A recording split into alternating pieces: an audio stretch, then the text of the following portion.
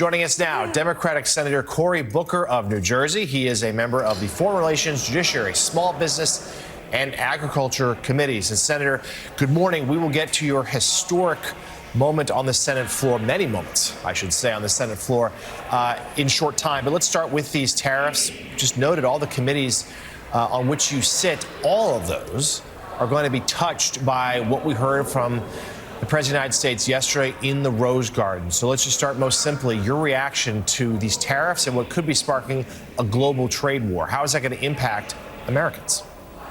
Well, most Americans who voted for him or were putting their trust in him to do what he said he was going to do, which was going to be lowering costs for Americans. Before he did this, we saw inflation go up. We saw costs go up. Across the board, people were economically hurting because of the 73 days he had in office, including seeing the stock market go down so much that 401k plans were losing on average hundreds and hundreds and hundreds of dollars. And so now he's added injury to injury by doing tariffs, that picking the most conservative estimates is going to add between $3,000 and $4,000 of costs to the average American families. He is betraying people who put their trust in him. We know our history from the Smoot-Hawley Act all the way to the current time, that launching trade wars against our allies, launching trade wars globally, it's only going to escalate, and ultimately the losers are going to be Americans who are already struggling with overly high prices.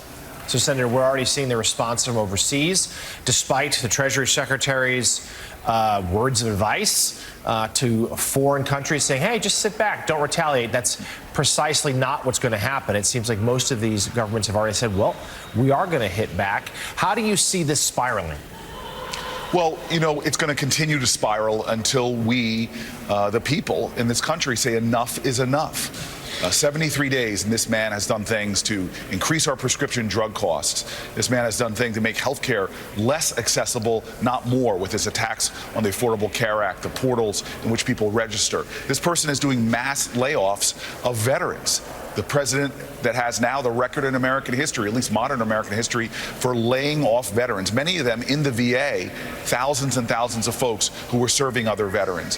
What this guy is doing to Social Security and undermine the ability for people to connect with that vital agency for their checks that they rely on. What this man is doing right now with the bill that's coming towards us to gut Medicaid, something that parents rely on, that children with disabilities rely on, with birthing mothers relying on, and also our seniors. In every way already, he's been causing chaos to our economy, hurting people. But now this is something like we've never before seen in my lifetime.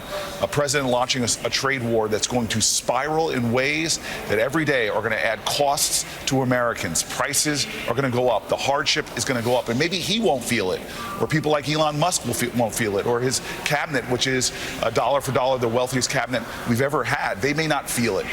But the families in New Jersey are going to really hurt. The people that have been struggling in this country to make ends meet are going to really hurt. The people that are doubling and tripling up in their housing, moving in with people because their rent is about 50% of their income, they're going to really feel it. This is not right. It is wrong. And more people need to start speaking out.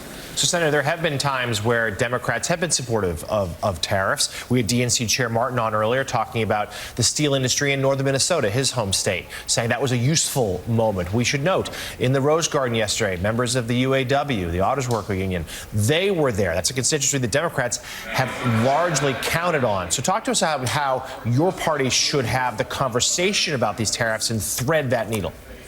Well, look, you know, we are a nation that has been very strategic.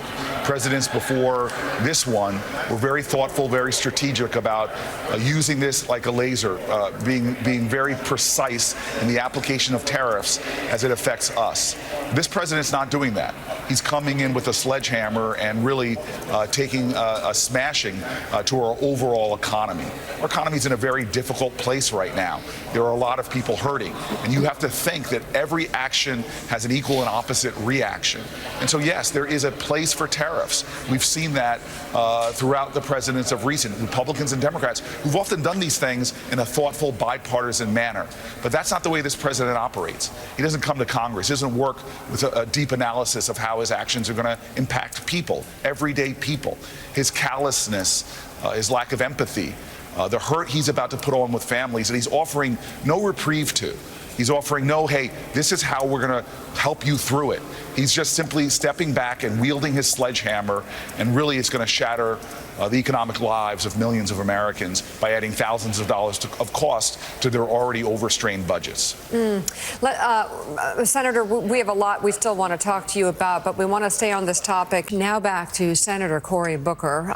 Sir, you made history on the Senate floor this week, standing for more than 25 hours, delivering a speech protesting the Trump administration's policies. Let's take a look at just some of what you said.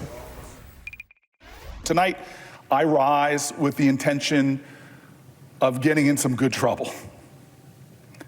I rise with the intention of disrupting the normal business of the United States Senate for as long as I am physically able.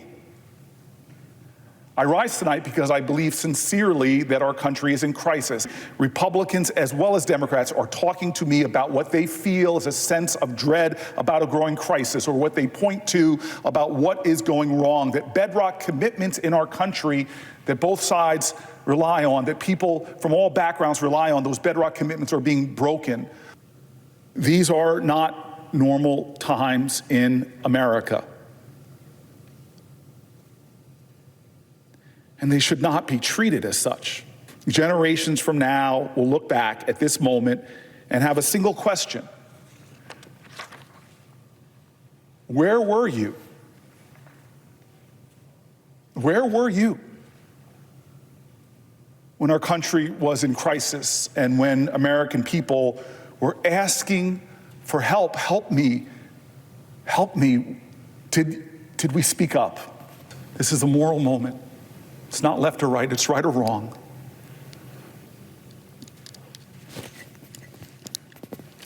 Let's get in good trouble. My friend, Madam President, I yield the floor. All right, Senator Booker, you're getting a lot of coverage and support for what you did. Tell us why you did it, and will we see this again? Well, you've been talking about it this morning. Why? I mean, when you have business leaders from across the political spectrum talking about the consequences of what this president is going to do, when he's brought so much chaos and uncertainty, as Andrew was saying, businesses need certainty. This is not going to result in what he's saying. This is going to result in more hurt and more pain. He's attacking our health care. He's attacking our retirement security.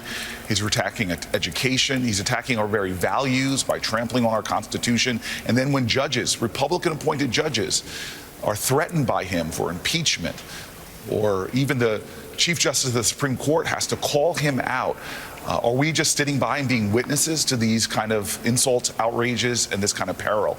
It's a time that all of us do things that are different. And I have to be honest with you, the Democratic Party, we have to do more. And so I think we decided this strategy, my team and I have to give a lot of credit to my staff. We just said, let's start trying to find better tactics, because our constituents are writing us painful letters about their hurt and their fear and their anger, demanding that we do more. We have to answer that demand. And so, we decided to try to disrupt the Senate and bring hopefully a focal point on the voices of my constituents and around the country, people and Republicans and Democrats who are just saying enough is enough. We've got to stop this. Senator, it's Lauren Leader. I wanted to ask you actually about the Senate. My understanding is yesterday, Senator Paul and Kaine united to try to pass a resolution or some sort of stopgap to prevent some of the worst of the tariffs, specifically on Canada. What do you see as the opportunities ahead for the Senate to potentially blunt some of the worst of the potential impact of the tariffs? What power does the Senate have now, you believe, to block what could be a terrible impact on America? Yeah, it was a marvelous sort of glimmer of hope. Yeah. It really was. It was a crack. The first real crack we're seeing, and God bless Tim Kaine, and frankly, thank you, Rand Paul, for testing it and getting 4 Republicans to join with Democrats and say, Canada has stood with us in every war since the War of 1812. They bled by us. They are one of our top trading partners. Our economies are intricately interwoven. Many products Americans have crossed that border multiple times to help us to both have a stronger economy. So those two joined together. This is the numbers We did it with John McCain and Murkowski and Collins in the first Trump administration to push back on their attempt to tear down the ACA from 20 million people. We showed that we can appeal to the conscience of our country and to the Republicans here to say enough is enough. And the numbers here are clear. We need 3 in the House to stand against this president and his hurtful and harmful policies, or 4 in the Senate. And I believe if more Republican voices and independent voices and Democratic voices start coming off the sidelines and saying, it's time for me to stand for my country, it's time for me to stand for veterans, stand for health care, stand for expectant mothers, stand for our children, if more of us start doing that, I'm sure that what we saw with the great move by Tim Kaine and Rand Paul will become more usual, and ultimately we'll be able to score more victories in stopping this president from hurting American people. And Senator, lastly, returning to your speech in the Senate floor, it was really striking how much it meant to people. We heard from a lot of people, viewers of this show, others who sometimes ignore politics, but were captivated by what you did, in part because it did defeat the record from Senator Strom Thurmond, who had argued against a Civil Rights Act at the time. Tell us about what you've heard from your constituents, from other lawmakers, from average Americans, about what you did meant to them. A lot of the voices that we read, the stories we read, we've been hearing from people that what they liked about it was that we elevated voices that are often not heard on the Senate floor. And that is so important. I also have a lot of friends, you know how your friends never let your head get too big, remind me that there are Americans right now as I speak to you, who as the sun's coming up, they're working their 2nd or 3rd shift in a row just to try to afford. They've been on their feet. There's an IHOP on Bergen Street in Newark. I had a friend, she's now passed away, we called her Mama Tasha because she was one of the best servers you can ever imagine, and often a counselor to her customers. She would do double shifts and triple shifts on her feet. I was asked to work with farm workers once. One day, the farm workers asked senators, 100 of us, me and Padilla, actually went out and did it. That was the most back-breaking work. I was sore for over a week. There are people in America that are doing jobs. There's cops on the beat that have been held over because of the challenges in their community. So, heck, I stood for 25 hours. I stood for those people who are getting screwed over right now. And I think that a lot of folks were grateful that I did and elevated the voices and tried to shine some light on the people that this man is really hurting right now, people who are really struggling right now and are looking for more of us, and I've got to do more to fight for them because we are in really rough waters right now. And what the president did yesterday is going to hurt a lot of people who are barely holding on. And so I've got a lot more to do for my constituents, but I'm hoping that maybe a lot of us who do enjoy a little more blessings in life and a little more comfort could know that, as Martin Luther King said, that what we are going to repent for ultimately as a nation is not for vitriolic words and violent actions of bad people, but the silence and appalling inaction of a lot of good people. Democratic Senator Cory Booker of New Jersey, thank you very much for being on this morning. Thank you for having me. All right, take care. I appreciate you guys for years. Thank you. All right.